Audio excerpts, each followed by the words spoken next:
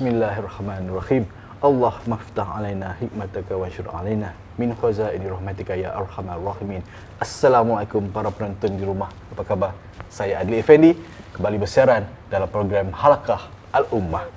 Seperti biasa, sebelum kita bermula, apa kata anda share dulu video ini seluas-luasnya agar kita dapat berkongsi manfaat bersama-sama.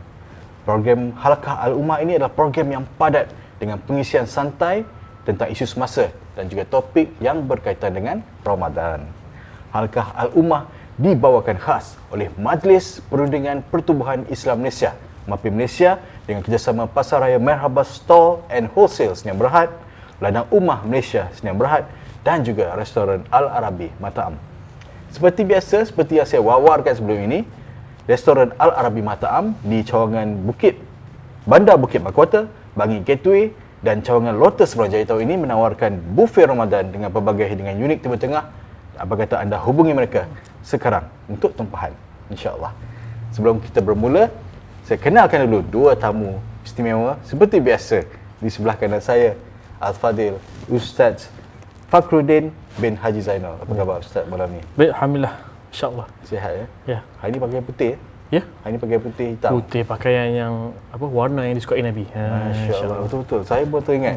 Saya pun nak pakai, tapi mungkin ini yang disediakan oleh wardrobe. Tak ada masalah. Bersyukur alhamdulillah. Insya-Allah kita ada Kena banyak juga baju. Ada banyak lagi episod. InsyaAllah Ada kesempatan lagi insya-Allah. Boleh.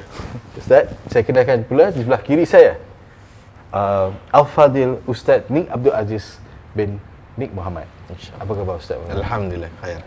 Ustaz pun saya nampak tadi mungkin ada kurang sihat sikit ya, tapi masih lagi meneruskan perjuangan dakwah, betul tak Ustaz? InsyaAllah. Demi ummah. InsyaAllah, amin ya Rab.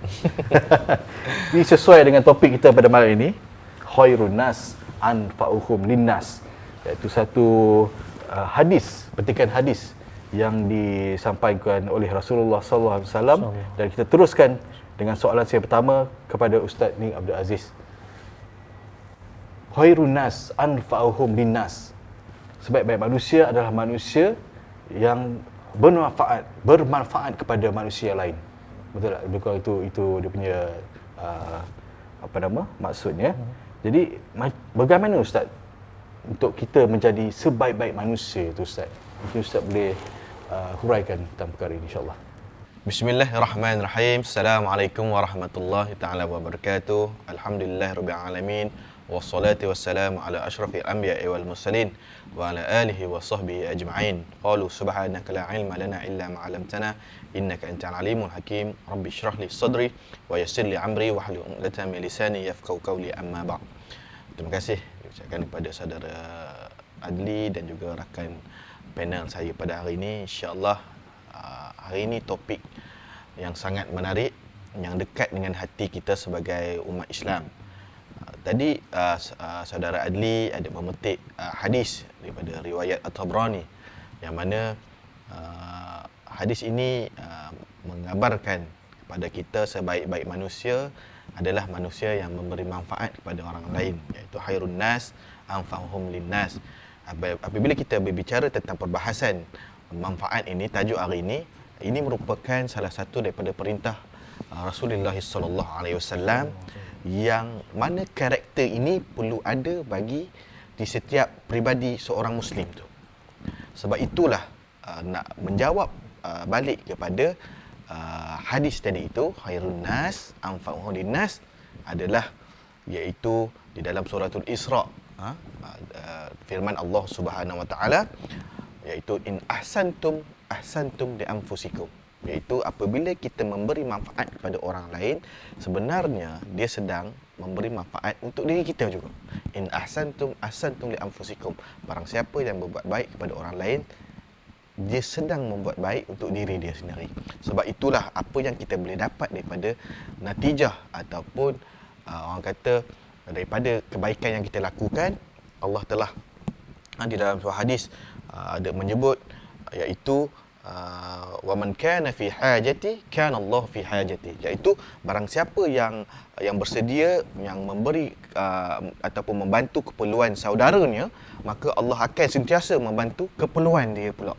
Jadi daripada perkara inilah, daripada hadis ini kita boleh lihat kebaikan-kebaikan yang kita lakukan.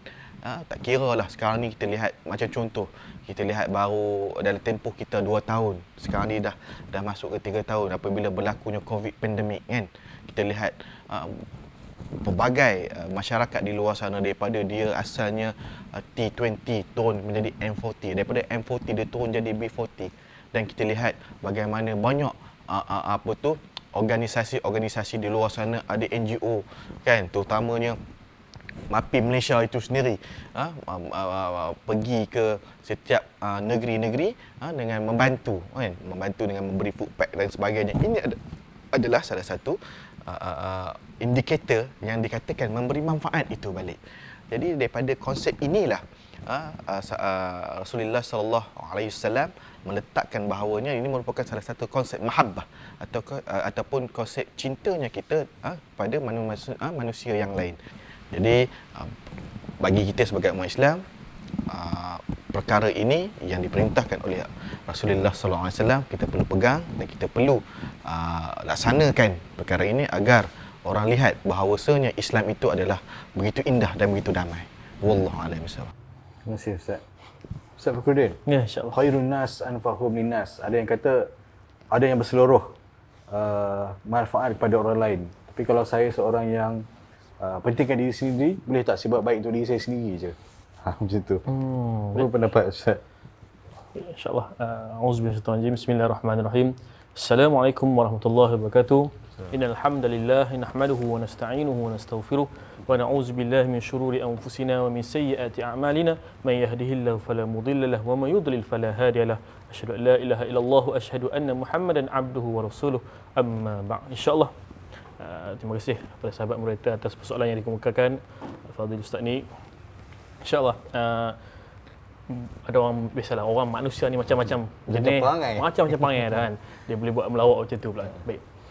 Jawapannya ada dalam ayat yang Ustaz ni telah baca tadi. Dalam surah Al-Isra, surah ke-17 pada ayat ke-7. A'udzubillahi minasyaitonir rajim. Kita ambil awal ayat aja. A'udzubillahi minasyaitonir rajim. In ahsantum li anfusikum wa in asa'tum falaha. Dan barang siapa yang melakukan kebaikan terhadap orang lain, kebaikannya itu akan kembali kepada diri dia, dan barang siapa yang buat keburukan barang siapa yang buat kemaksiatan ataupun keburukan kejahatan terhadap orang lain, maka kejahatan itu akan balik kepada dirinya balik. Jadi jawapan yang Allah telah berikan jelas, menunjukkan jangan risau. Buat apa amal ibadah pun insya-Allah akan ada ganjaran. Buatlah amal ibadah tu untuk orang ke, buatkan amal ibadah tu untuk untuk diri sendiri ke, semuanya akan dapat ganjarannya insya-Allah. Tapi dengan syarat, ulama telah sebut bila mana kita melakukan satu-satu ibadah tu perlu menepati 2 syarat. Pertamanya, ibadah yang kita lakukan hendaklah ikhlas pada Allah SWT kan. Ikhlas ni tak payah cerita lah kan. Bagaikan semut hitam di atas batu yang hitam di malam yang gelap. Tak ada orang nampak dia dalam diri kita. Kita saja tahu bagaimana keadaan diri kita saat kita melakukan ibadah itu. Itu yang pertama. Syarat yang pertama, perlu ikhlas pada Allah SWT. Yang kedua, bila mana kita lakukan ibadah ini untuk diterima Allah, hendaklah kita lakukan ibadah ini menepati dengan ajaran daripada baginda Nabi Muhammad SAW. Menepati syarak kan. Tak boleh kita kata suka-suka hati nak mencipta amal ibadah yang baru. Adapun kalau ibadah umum itu boleh, tapi nak mencipta amal ibadah yang baru, kalau dah ada solat fardu ni 5 kali je, jangan nak tambah yang ke-6. Cukup dah, ada sunat tu buat yang tu je kan. Ikut apa yang ada dalam syarak. Mudah-mudahan kita buat amal ibadah menepati 2 syarat ni, iaitu ikhlas dan bertepatan dengan syarak, kita akan mencapai ataupun mendapat makna daripada hasil ibadah itu sendiri. Jadi insya-Allah tak kisah kita nak buat kebaikan pada siapa pun, dipersilakan buat kepada orang, buat kepada diri sendiri, diterima. Dan satu lagi guidance Nabi sebut, man sanna sunnatan hasanatan fa'umila biha ba'dah kana lahu ajruha wa mislu ujurihim min ghairi an yanqusa min ujurihim syai'an. Barang siapa yang menunjukkan satu jalan kebaikan, dia buat amal ibadah, dia ajar orang tentang satu amal ibadah kan, dan orang lain pula tengok amal ibadah tersebut yang dia buat, yang dia ajarkan, orang tu pula ikut kan. Contoh, mungkin program kita kali ni ada dalam episod sebelum ni, kita pesan supaya orang berpuasa, jaga puasa di dalam bulan Ramadan. Orang pun jaga. Jadi bila mana orang jaga, pahala puasanya itu insya-Allah akan dapat kepada si pemesan, orang yang memberitahu tu, yang menyampaikan pesanan. Sebab daripada itu, walaupun pahalanya akan dapat sebiji dengan si pelaku, tapi pahala pelaku tak akan kurang langsung. Maksudnya dua-dua seimbang, tapi pemesan ni kelebihan dia pesan, dia tunjukkan satu ajaran, dia juga akan dapat pahala. Nabi sambung hadis tu, wa man sanna sunnatan sayyi'atan. Maksud siapa yang tunjuk perkara buruk kan, perkara kejahatan kepada orang lain dan orang lain tu ikut. Ini kalau kita ambil mak ayah lah kan. Mak ayah buat apa-apa kan, kadang-kadang kena hati-hati ada anak. Anak-anak tengok, anak-anak ikut. Takut nanti anak tu dah besar, dia follow kejahatan, keburukan yang mak ayah dia buat. Takut nanti mak ayah bila dah meninggal dapat dosa tak tahu daripada mana. Bila tengok balik daripada anak dia. Boleh ayazubillah. Jadi nak tunjuk apa-apa dipersilakan. Nak buat kebaikan kepada orang dipersilakan. Nak buat kebaikan untuk diri sendiri dipersilakan. Tapi pasti ada guidance dia menepati syarak dan ikhlas kepada Allah SWT. Kalau kita lihat orang yang memberi nasihat kepada orang lain ni, sebenarnya dia memberi nasihat pada diri dia sendiri. Betul kan? Kalau kita cakap, macam saya cakap, yang lebih dekat dengan percakapan saya adalah tinggal saya sendiri. Sebelum gelombang bunyi itu sampai kepada Cik Adeli ataupun Ustaz ni kan, gelombang tu sampai telinga saya dulu, dekat dengan telinga saya terlebih dahulu. Melainkan kalau bisik lah. Bisik lain cerita. Jadi sepatutnya kita ambil iktibar daripada nasihat yang kita berikan terlebih dahulu sebelum kita sampaikan, sebelum orang lain mengambil manfaat ataupun mengambil nasihat itu. Jadi kita dulu kena beramal dengan benda tersebut, insya-Allah. Itu yang kedua. Yang seterusnya, ibarat macam orang yang bersedekah kan. Sebut dalam hadis, imatatul adha anit tariq sadaqah kan. Orang yang membuang satu-satu benda yang menghalang di jalan merupakan masuk baginya, walaupun dibuat itu untuk orang, masuk baginya dikira sebagai pahala sedekah. Wallahu a'lam. Terima kasih Ustaz. Jawapannya baik daripada Ustaz. Dan saya ada terfikir tadi, kita sekarang ni hidup dengan kebanyakannya dipengaruhi dengan orang kata pop culture ni kan. Bila ada yang baik, mesti ada yang jahat. Sebaik-baik manusia, mesti ada sejahat-jahat manusia. Nak tahu siapa sejahat-jahat manusia ni? Tapi sebelum kita menjawab persoalan itu, kita berehat dulu dan kita kembali selepas ini, insya-Allah.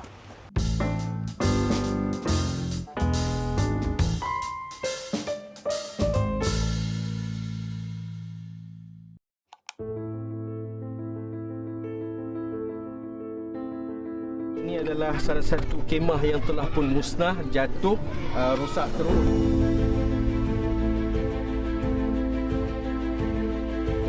Hanya menanti masa teruntuh. Dalam keadaan duduk dalam kemah seperti ini bahayanya. Kemah ni terbakar, tengok ramai-ramai lari untuk datang. الوضع صعب وما ساوي عندنا بهالمخيم. شاف شلنا الاغراض راحت كل شيء معهم.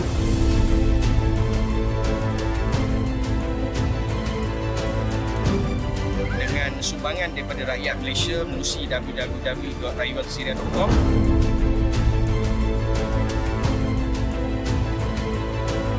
Kita dapat bina sebuah rumah atau syurga kepada saudara kita yang sangat terdesak ini.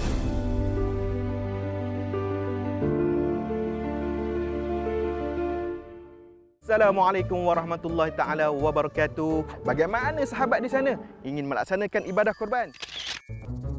Ini Abang Jamil, seorang sahabat kita yang tengah runsing tapi niat dalam hati nak laksanakan korban. Macam ni, seekor lembu kan boleh laksanakan 7 bahagian. Jadi, Abang Jamil boleh panggil kenalan dan juga keluarganya untuk bersama di dalam ibadah korban. Jangan risau, tak semestinya bayar cash. Sekarang kan dah moden. Kita boleh buat bayaran secara online. InsyaAllah kepada yang melaksanakan korban bersama dengan kami, kita akan serahkan daging ini kepada golongan-golongan asnaf yang berada di sekitar kawasan kita. Jadi kepada anda semua yang ingin melaksanakan korban dan juga akikah, hanya melalui di www.ibadahkorban.com.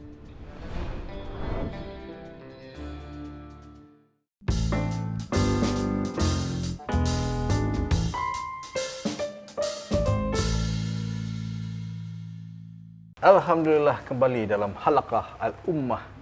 Topik hari ini, khairun nas anfa'uhum linnas. Sebaik-baik manusia adalah manusia yang paling bermanfaat kepada manusia yang lain. Ustaz, tadi saya nak sambung dengan persoalan saya tadi. Yang saya maksudkan dengan budaya pop culture tu, macam sebagai contoh, ada Iron Man, ada Thanos, mesti ada yang jahat. Macam itulah, itu budaya pop culture yang saya maksudkan. Jadi dalam mungkin kita boleh relatekan juga dengan hadis ni, di mana sebaik-baik manusia pasti akan ada juga sejahat-jahat manusia. Ustaz ni, siapa agaknya sejahat-jahat manusia ni, Ustaz? Okay, terima kasih kepada saudara Adli. Berbalik kepada persoalan tadi, kalau ada sebaik-baik manusia, mesti ada sejahat-jahat manusia, kan? Rasulullah SAW telah mengkategorikan beberapa golongan manusia yang buruk kedudukannya di akhirat ataupun di hari kiamat kelak. Saya ambil beberapa golongan ini yang mana Rasulullah sendiri sebut, kan? Yang pertamanya golongan manusia yang ditakuti disebabkan oleh keburukan diri dia sendiri. Dan ada hadis yang menyebut tentang perkara ini, iaitu daripada Aisyah radhiyallahu an, bahawasanya Rasulullah sallallahu alaihi wasallam sabda, "Hai Aisyah, sesungguhnya manusia yang paling buruk kedudukannya di sisi Allah pada hari akhirat nanti ialah manusia yang dijauhi oleh manusia kerana takut akan keburukan dirinya." Allahu akbar. Maknanya inilah golongan-golongan manusia. Bahkan disebabkan kita katakan tadi, perkara-perkara yang dia buat, yang dia lakukan tadi pun, meskipun dia ni seorang ahli ibadah, macam dia ni suka solat, dia suka baca Quran dan sebenarnya, tetapi dia meletakkan diri dia tidak peduli kepada orang lain. Manusia yang memberi manfaat tu dia tak ada, kan? Dia tak buat. Dia sibuk ibadah je. Dia antara yang tergolong di kalangan orang-orang yang rugi ni. Nauzubillah min zalik. Semoga kita tidak tergolong. Yang keduanya, kata Rasulullah sallallahu alaihi wasallam, manusia yang buruk pada mahsyar nanti, iaitu suami dan isteri yang sentiasa membuka aib mereka. Dan ini merupakan, kita rasa macam sangat sedih kan. Padahal ini antara golongan-golongan yang Rasulullah SAW sebut. Semoga kita tidak tergolong daripada golongan-golongan ini, insya-Allah. Wallahu a'lam bishawab. Mudah-mudahan menjawab soalan yang Jawapan yang sangat baik, Ustaz. Ramadan satu titik perubahan. Jadi mungkin individu yang dikatakan seburuk-buruk manusia ni, sejahat-jahat manusia ni, dah diberi hidayah oleh Allah pada bulan Ramadan kali ini. Betul. Dan ingin berubah menjadi lebih baik. Ustaz Fakhruddin, mungkin ada tak cara, apakah yang perlu dilakukan oleh individu ini untuk menjadi insan yang lebih baik? InsyaAllah, silakan Ustaz. InsyaAllah, baik. Jazakumullah khair atas soalan yang diberikan. Dia senang ya. Satu hadis saya nak bagi kat tuan moderator menjawab persoalan itu. Bagi Nabi Muhammad SAW sebut, kalau berkaitan kalau kita nak ubah menjadi lebih baik, Nabi sebut, kullu ummati dakhala al-jannah illa man aba. Wa man aba ya Rasulullah, faman ata'ani ata' Allah wa man asani faqad aba. Baik, apa maksud hadis tu? Nabi SAW sebut, setiap daripada umatku akan masuk syurga. Setiap kita insya-Allah akan masuk syurga. Illa man aba, melainkan orang yang enggan. Dia satu je, orang yang enggan je tak mau.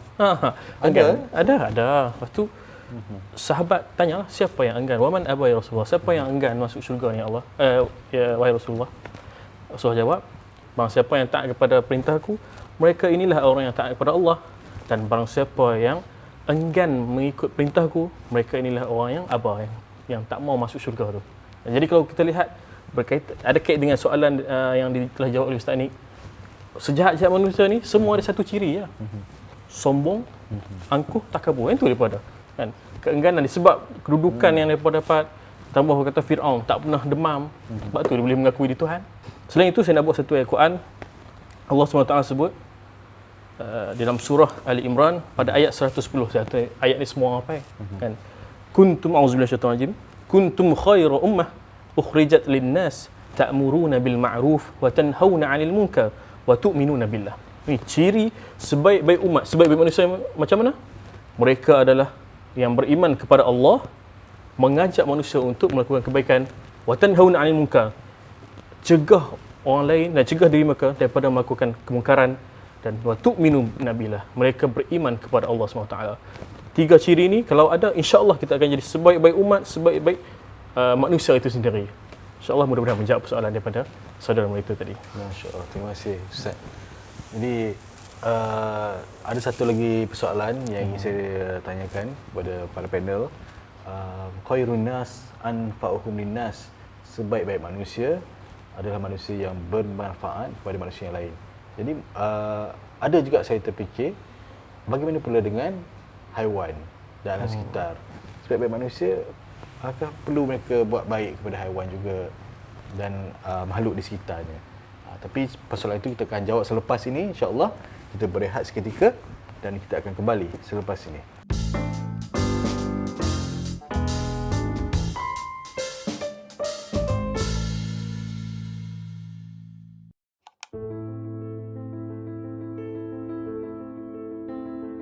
Ini adalah salah satu kemah yang telah pun musnah, jatuh, rosak terus.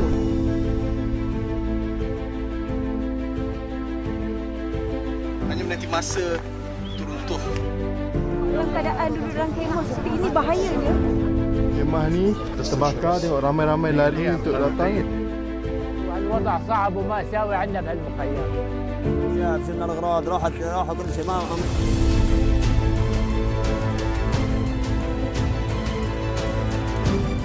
Dengan sumbangan daripada rakyat Malaysia melalui www.rayuansyria.com.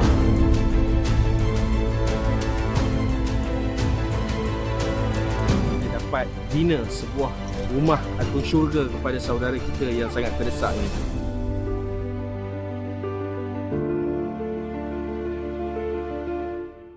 Assalamualaikum warahmatullahi taala wabarakatuh. Bagaimana sahabat di sana ingin melaksanakan ibadah korban? Ini Abang Jamil, seorang sahabat kita yang tengah runsing tapi niat dalam hati nak laksanakan korban. Macam ni, seekor lembu kan boleh laksanakan 7 bahagian. Jadi, Abang Jamil boleh panggil kenalan dan juga keluarganya untuk bersama di dalam ibadah korban. Jangan risau, tak semestinya bayar cash. Sekarang kan dah moden. Kita boleh buat bayaran secara online. InsyaAllah kepada yang melaksanakan korban bersama dengan kami, kita akan serahkan daging ini kepada golongan-golongan asnaf yang berada di sekitar kawasan kita. Jadi kepada anda semua yang ingin melaksanakan korban dan juga akikah, hanya melalui di www.ibadahkorban.com.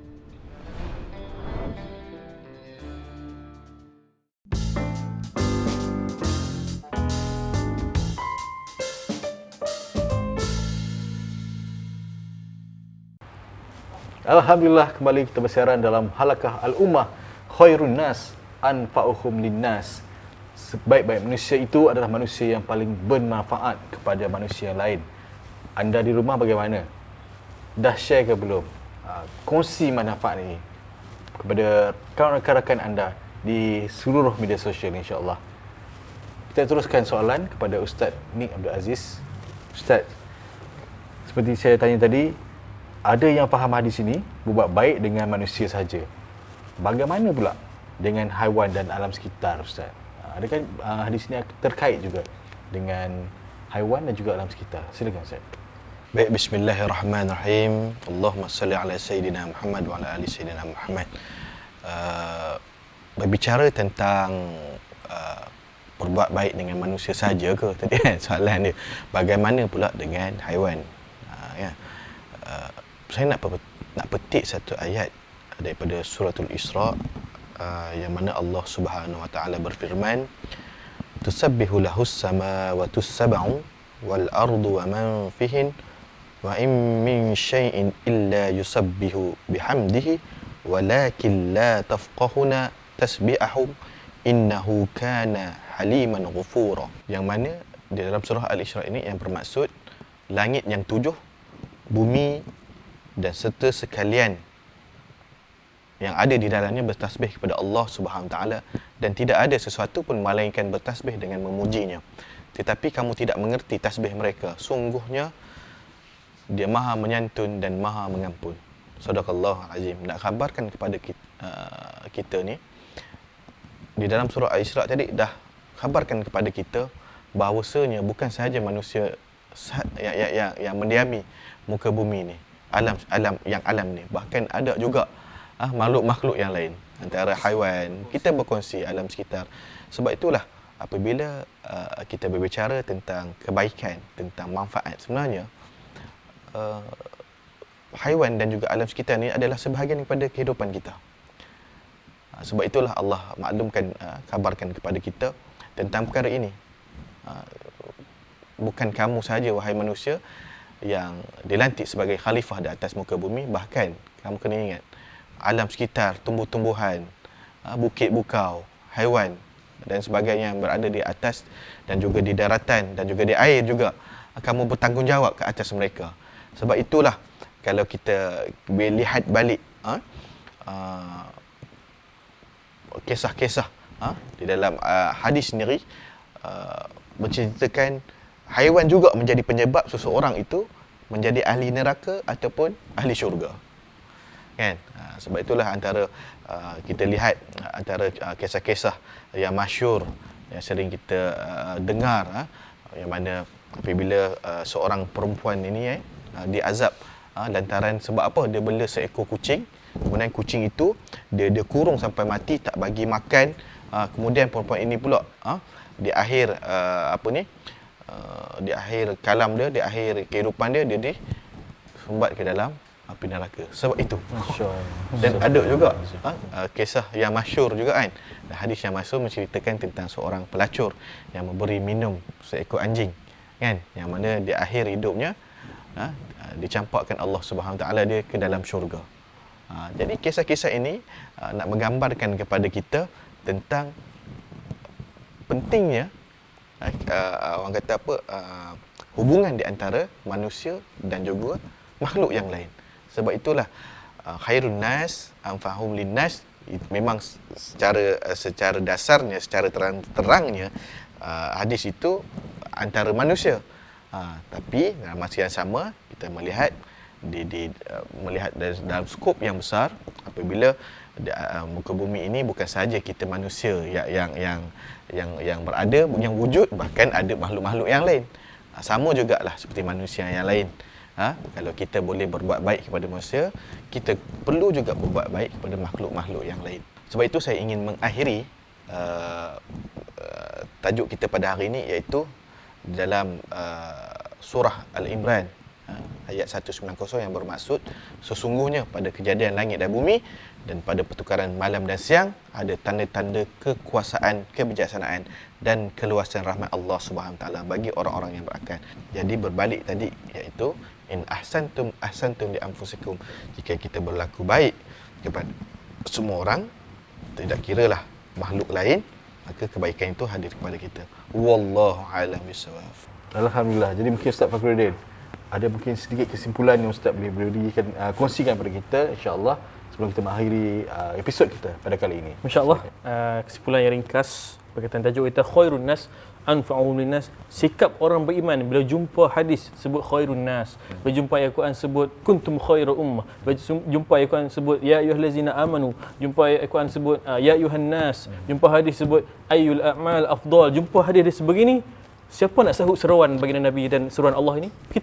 Kita ambil tanggungjawab, kita amalkan, kita ambil hadis ini sebagai pedoman untuk kita amalkan dan kita jadikan pedoman hidup kita. InsyaAllah, siapa lagi kalau nak sahut seruan ini melainkan kita, umat Islam yang beriman. InsyaAllah kita akan rasa tanggungjawab untuk menyahut seruan-seruan Nabi dan seruan Allah SWT yang telah ada di dalam Quran. InsyaAllah. InsyaAllah. Terima kasih Ustaz Fakhruddin dan juga Ustaz Nik Abdul Aziz. Itu tadi perkongsian kita pada kali ini, episod kali ini. Khairun nas anfa'uhum linnas, sebaik-baik manusia itu adalah manusia yang paling bermanfaat kepada manusia lain, insya-Allah. Jadi kita jumpa lagi dalam episod akan datang. Teruskan bersama kami. Jangan lupa share, like, share, komen dan berikan support anda, insya-Allah. Jumpa lagi. Assalamualaikum warahmatullahi wabarakatuh.